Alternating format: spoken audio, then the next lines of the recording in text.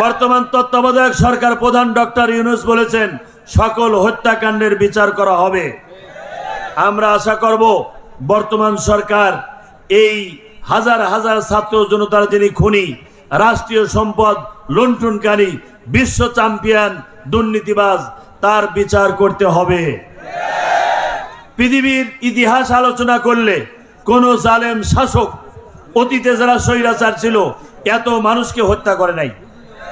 আমাদের দেশে যদি আলোচনা করা হয় 1952 ভাষা আন্দোলনে মাত্র 6 জন ছাত্র জীবন দিয়েছিল। 1969 গণ অভ্যুত্থানে মাত্র 3 জন ছাত্র মারা গিয়েছিল।